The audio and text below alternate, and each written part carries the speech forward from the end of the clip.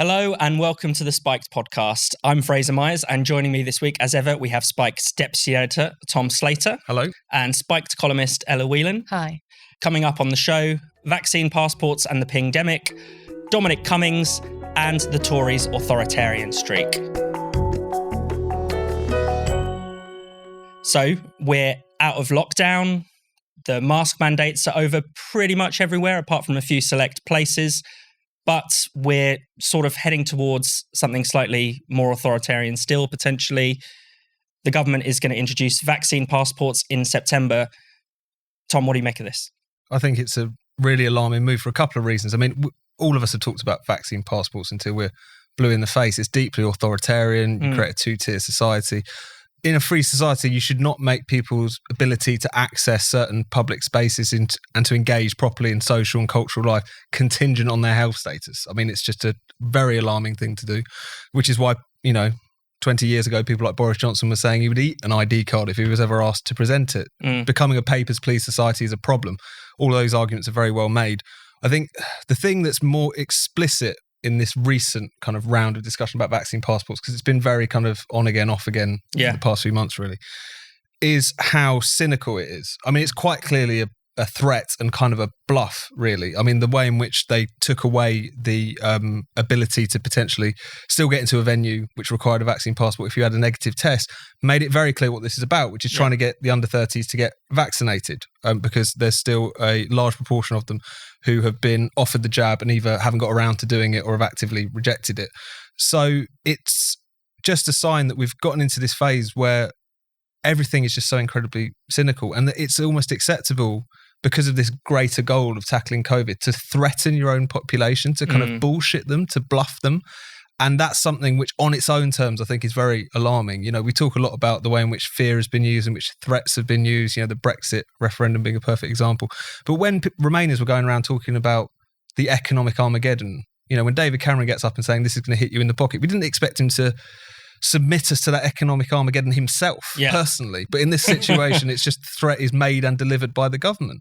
This is a very strange set of situations to find ourselves in. So it's not just how terrifying vaccine passports are on their own terms. Even if it is just a bluff, that's a problem, I think. Yeah, I wanted to get into that a bit. I mean, do we think it's a bluff? Because a lot of people have suggested it's just completely unworkable, especially the way in which, the idea sort of started off as clubs, then slowly morphed into pubs and then potentially other venues as well. Could it really happen? Well, the whole point is that it's so incredibly vague. And I think you don't want to sound like a conspiracy theorist, but I think they're making it vague on purpose. So now you have ministers coming out and saying it could be nightclubs, theatres, churches, anywhere that there's basically a large crowd in which there are numerous areas where that would be relevant. I mean, if you have a small packed pub, does that mean that then has to have vaccine passport? If you are, if you're doing it for a specific area like a nightclub, is it punters and the delivery drivers who deliver the beer? Is it the people who go in and set up the stage? Where does it end? It essentially is saying that this is going to become, it's going to become not the norm to not have to show your vaccine status if it's going to be in all these public places. I think the point Tom makes about it being cynical is really crucial, because throughout the pandemic there has been this reliance on, and actually sort of fetishization of behavioral psychology, in this way that it's this really cool thing that Cummings and other people really stand by as a means of managing crowds. And actually there's a level of that in which you need to think about how you get across messaging to people in times of a crisis. But this is just pretty much blatantly saying we know that people don't agree with what we're doing. We know that there's some level of hostility to the vaccine, particularly among young people. Rather than treating people seriously and engaging them in that discussion, we're just going to treat them like animals and kind of put the blinkers on and try and nudge them into the right way. The worst part of this is it's going to have a knock-on effect of making people even more hostile to the vaccine. I mean, we've said this so many times on the podcast that we've been surprised even by the take up of the vaccine. I remember back in December feeling like, there was going to be a real problem with vaccine hesitancy or anti-vax messaging.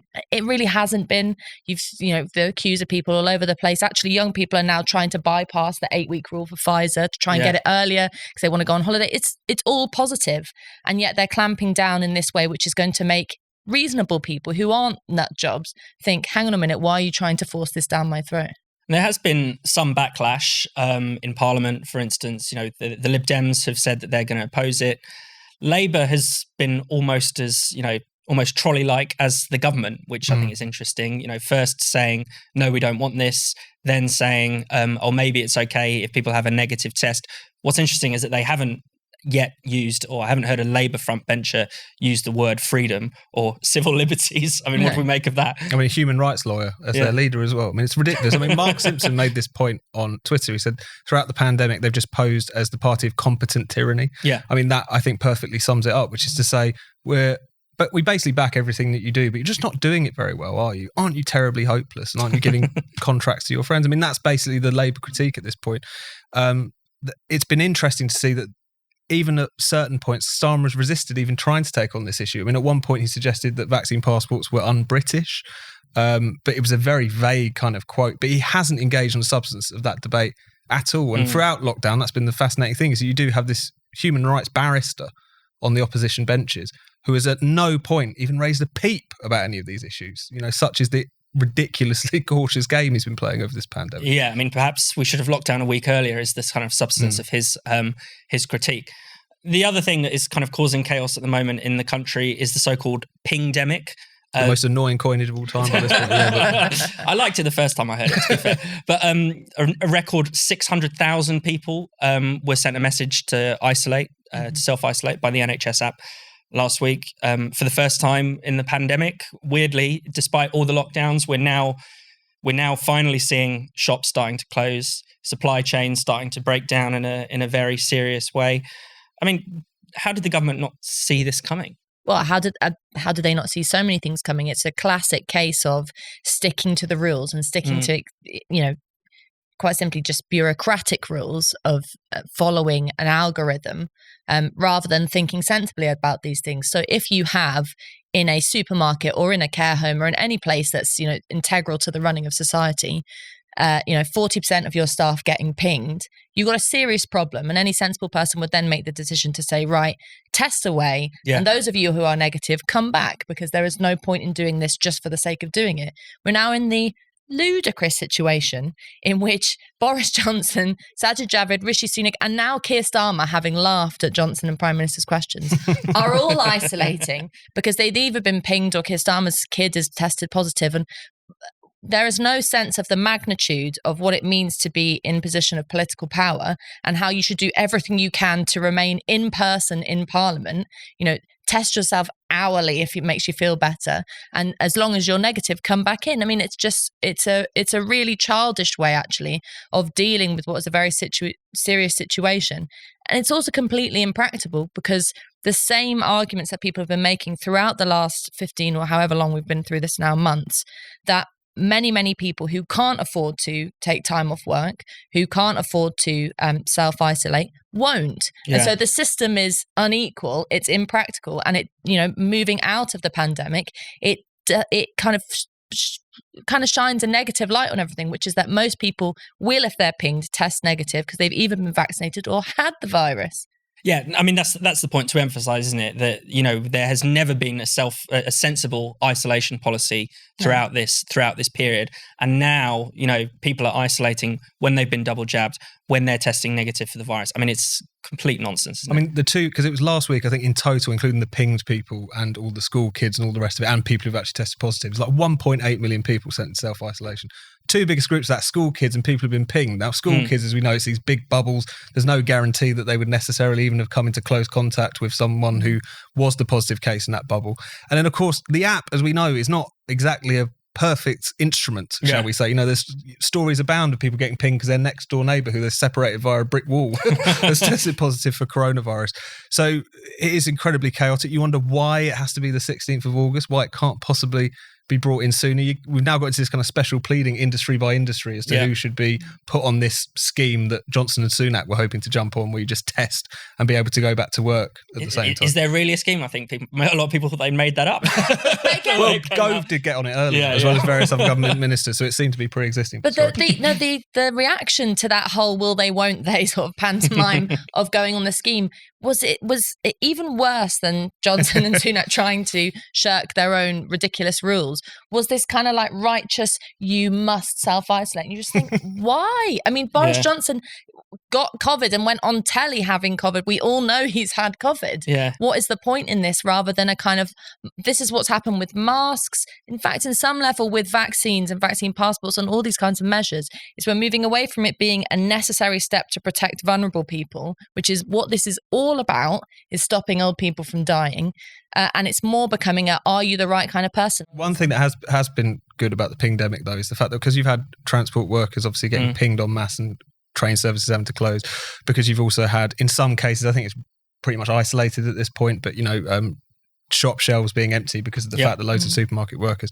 It's really driven home to people more so than the previous two waves have, of how disproportionate and how kind of focused really lockdown was. I mean, the stay-at-home order was only really ever doable for a pretty small, quite affluent section of society. I mean, the ONS had these numbers out in May, I think. It's just over a quarter of people who work from home last year. If you think about the media discussion, it was all about how we're all in this together and we're all sat at home watching all of these things. All the Zoom and everything. All our lives have changed forever, and this is a new way I've got of living. time now to go outside and look at the blue sky and ponder our place, and you're like, all this kind of crap, right? That was just a very narrow section of society. Meanwhile, there's a hell of a lot of people outside the people who are furloughed, obviously, who are going to work every day, so more exposed to the virus than anyone else, if nothing else, had nothing to do with their evenings, but returned to their cramped intergenerational accommodation often.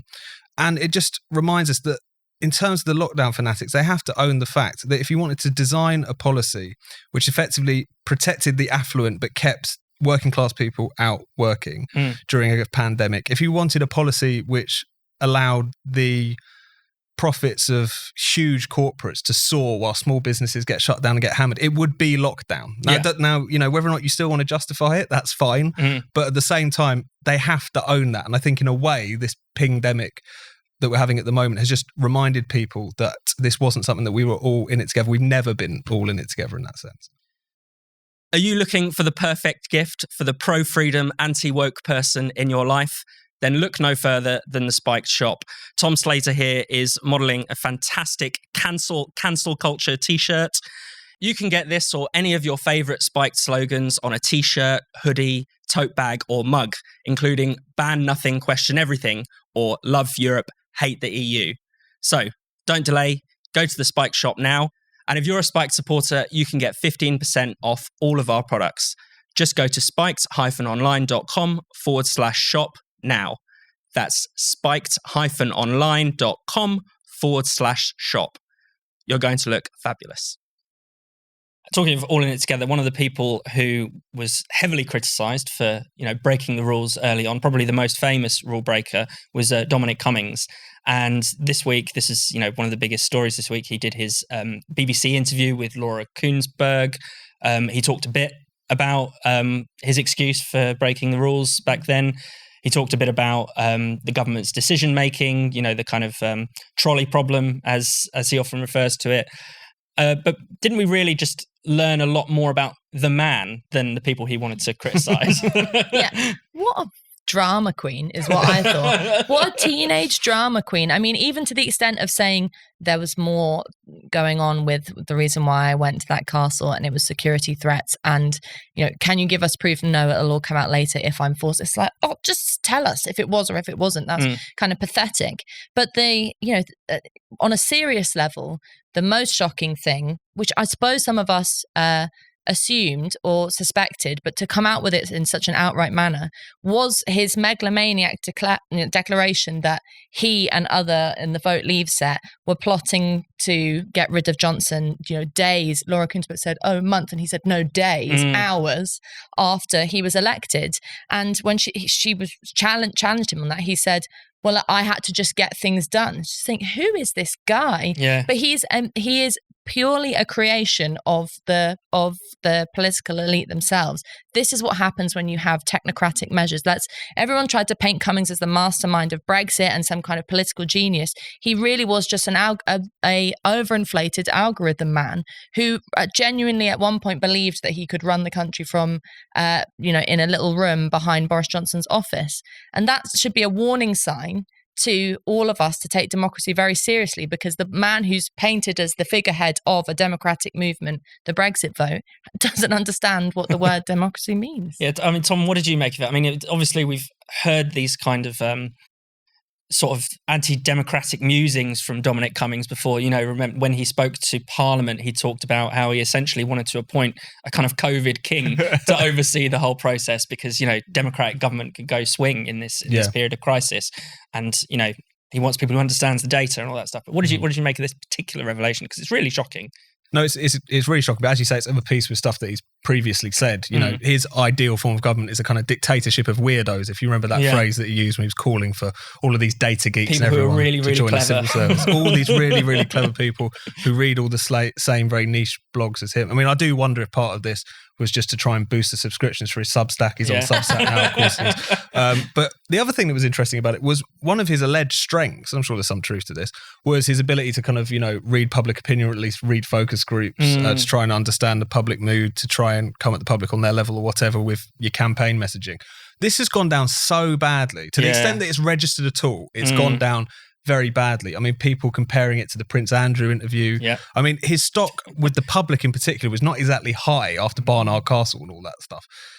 It just looks incredibly self-serving. And then to come out very openly and saying that this guy that you elected back in 2019, I was quite willing to just kind of push him out because he's an idiot and I know better. The idea that would ingratiate himself to anyone is very, very strange. I mean, he's got enough enemies in the press. He's got enough enemies in the public. I mean, the other thing that I think is quite interesting in Cummings, because he is really, despite raging against the EU, a bureaucratic, technocratic institution, he is a technocrat through and through. And I think what we see with his comments in that interview, with a lot of the deeply authoritarian measures he not only backs, but would even probably go further with in relation to lockdown and all the rest of it, is that if all you care about is delivery, like if all you care about is we need to get this goal ticked off, it's in the minds of these people just green lights the most tremendous authoritarianism. Like the two go really hand in hand. It's, you know, not to make an allusion to the trains running on time, but you get the point. Like this, if that is your only interest, and if you think that's what good government means, then you will happily say things like, let's have a COVID dictator and let's oust Boris Johnson hours afterwards because we know best. That's the kind of mindset that we're dealing with. Yeah, and before the interview, Ed, this kind of story was that Boris had said, well, everyone dying of COVID is over 80. This was kind of in the middle of between the first wave and the second wave, saying, you know, the lockdown was a mistake. We need to recalibrate. We need to sort of rethink. And maybe Cummings thought that would ingratiate himself with the public, but haven't people just realised that maybe he's just a bit untrustworthy, you know, leaking all these private conversations, these things that the Prime Minister has said in the heat of the moment when he's looking for advice? I mean, doesn't it feel as if even that came across badly? Yeah, no, I mean, there is, as we know, the government made decisions in relation to how care homes were managed and in relation to the way in which positive COVID patients were passed into care homes and failings, that meant they didn't really hold much talk initially about the safety of people over 80 and the medically vulnerable. So we know all that. But what we also know is that when you're in a crisis, anyone who's been in a team making decisions, this isn't to apologise for Boris Johnson, says things. You've got to air things. You've got to throw everything out on the table. I mean, we were all laughing, you know, a few months ago when his first interview, when he was talking about Johnson having a mad idea of being injected with COVID live on telly. And you think, all right, but like maybe at 11:30 at night when you've had, you know, 7,000 briefings, you might just start thinking things and then you'd leave them in the morning. And there's nothing endearing about a leak who's doing so as a kind of like almost like a dying star in order to try and suck up some basically some popularity for himself. What actually is the question I've always asked is, well, Mr. Moral, why didn't you say anything then? It's no good saying it now. If you want the kudos for being the guy who knew that this was wrong, why didn't you say it at the time to make an intervention to stop people being infected in care homes? It's no good bitching about it now when it makes absolutely no difference to anyone. Also, isn't he just wrong? I mean, we did have 3 national lockdowns, you know, been under lockdown for longer than we've been out of it, it seems like. And when not under lockdown, we've had various restrictions of some sort. I mean, it sort of revived this idea that was prevalent before the second wave, that if only we'd have done something a bit harder in September, all would be fine. I mean, it's just nonsense, isn't it? Yeah, but this is the argument that is always going to be reheated. And as you say, on this point about what is said in private and what's said in public, even where government is concerned, it's a very important distinction. I mean, everyone wants transparency and accountability, of course, up to a point. But at the same time, people are going to have conversations in which they air things, as Ella was saying, that are not otherwise would want to hear. But also in general, you have to be held accountable for what you actually do, not what you say, in private. And that's one of the things which I think is actually quite dangerous about the level of these kinds of WhatsApp messages that he's been slowly leaking out on his blog and on his Twitter account and all the rest of it, is that when you have a situation which even in government it's impossible to have those kinds of conversations because there's no trust, because everyone is easily briefing against one another, it can be really corrosive. Now, I'm not saying that you should impose some sort of authoritarian measures, which is what we're going to come on to in a minute, in order to stop things leaking out. But at the same time, I think in this case, because of the fact that Cummings has no loyalty to anyone really, it just shows how corrosive that can be when everything has to be so out in the open. There can't be any kind of situation in which you can just work out what to do before you act in public, as it were. Yeah, and I think it's also it's the bitchiness of the leaks, right? I mean, it's not just that it's not necessarily that they're revealing anything to us that is hidden, that the government is trying to keep hidden, that the public shouldn't know. It's just gossipy, essentially. So we should talk a bit about the government's plan for leakers. Priti Patel has essentially announced amendments to the Official Secrets Act that could result in journalists essentially ending up with 14 years in prison for embarrassing leaks, for leaks that sort of damage the reputation of the government.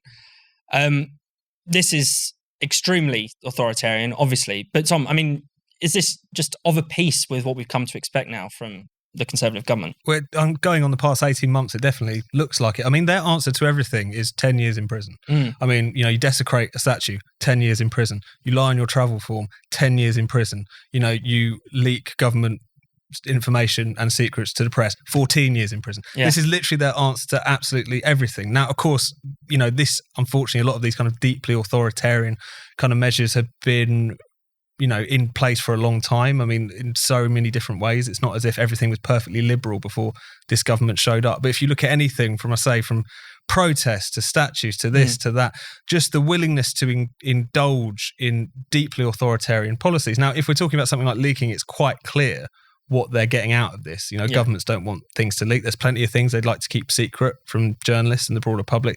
That's pretty obvious. I think with these other areas, you do start to wonder why it is that they're doing this, why it is that they engage in such over-the-top, disproportionate displays of authoritarianism. And I think I can't help but come to the conclusion that it is just this kind of incredible authoritarian gesture politics. It just shows that you're doing something. It shows that you're taking something seriously, rather than actually thinking through whether this is just or right or will even have any impact whatsoever on the problem is that you claim to be worried about. You just engage in this. And I think that's something which is really quite alarming, because you're basically just taking people's civil liberties away, potentially, for the sake of making a point.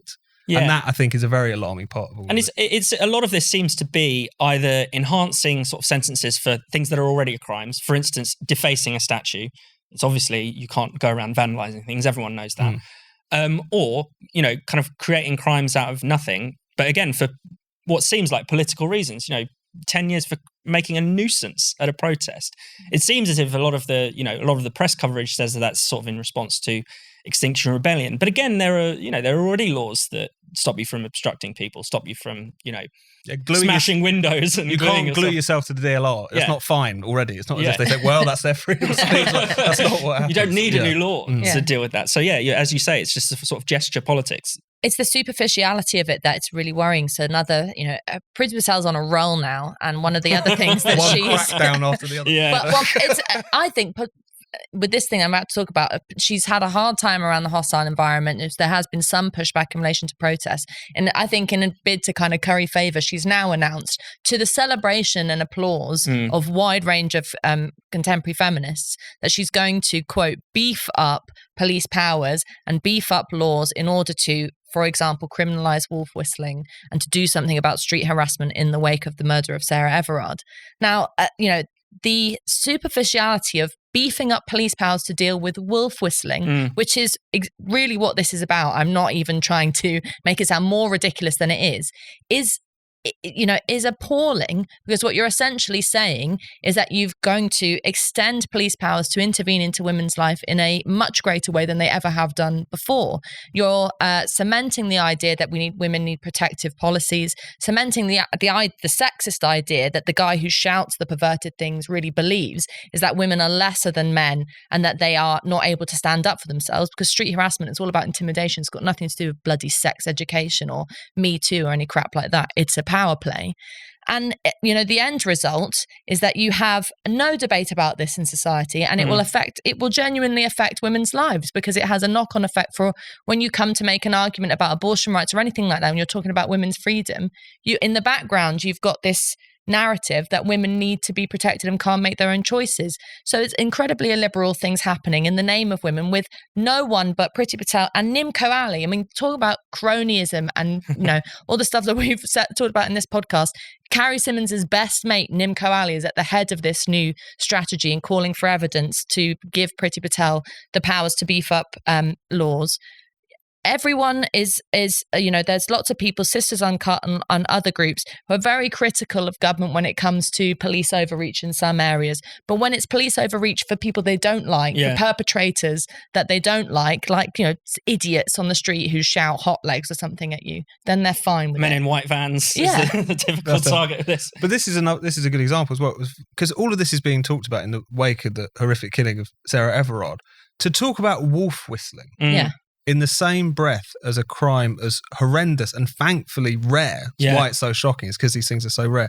Crimes such as that is quite unpleasant, actually. And it also gets to that point about how, because there's certain crimes and there's certain issues which are incredibly difficult to tackle. There's been a lot of discussion recently about the rape conviction rates and all the rest of it. I mean, Luke Gittos has written about how sometimes that discussion can be a little bit misleading, but nevertheless, this is a very difficult crime to convict for. Always has been, always will be. You hope more could be done to overcome that. So rather than talking much more deeply about that issue, how could you improve the way in which things are investigated? How could you urge people to come forward? Whatever it is, it's just a kind of question about how can we engage in some sort of showy measure, which will almost distract from the more substance of the issue. Or you take something like the Sarah Everard case, a situation in one complete psychopath, the most depraved kind of crime imaginable, the sort of thing where there will always, unfortunately, be a handful of these people, and unfortunately sometimes they will slip through the net. You would hope they wouldn't end up in the police force of all places, but nevertheless, again, rather than just be able to talk openly about these things as an issue, to even, reassure people to a certain extent that this is the reason we find this so horrific, is that it is so rare. You just engage in authoritarian gesture politics. It's much easier, doesn't leave any of the problems unsolved. It actually creates new problems. But why the hell not? Do it for the retweets. That seems to be the way in which people go about things these days. And it is, in many ways, it's kind of a piece of, with the kind of woke politics that we talk about so much. I mean, obviously, Priti Patel's strategy is in line with the view of trying to make misogyny a hate crime. The war on statues is, or the war on statue defacers is justified on the basis that, attacking a statue causes people emotional harm. I mean, this is just the reverse of it, isn't it? Or, it's just coming from the Tories this time. Yeah, it pretty much is copying and pasting the sort of censorious bent of identity politics that suggests that you as an individual yourself aren't meant to relate to society, but that society has to bend to your own individual vulnerability. So a law has to be passed on the basis that some women find it scarring to hear a wolf whistle. And there is nothing to celebrate about wolf whistling or catcalling or street harassment. It's not fun. It's not pleasant. It can sometimes be very threatening. But the idea that you would have to pass such a serious thing as criminalizing it or making it a law or beefing up police powers in order to reflect the vulnerability and the fragility of a small number of women, never mind the fact that generations of women before us, the fact that I'm able to sit here and speak freely and enjoy my life as a woman in the 21st century is because mothers and grandmothers before me turned around when they were shouted at in the street and said something or punched the guy. I mean, change doesn't just come from laws being filtered down. It happens organically.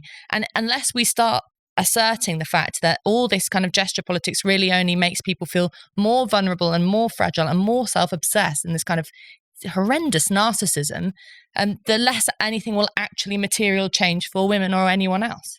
I wanted to sort of end on a lighter story, a more ridiculous story, although it does relate very heavily to what we've just been talking about.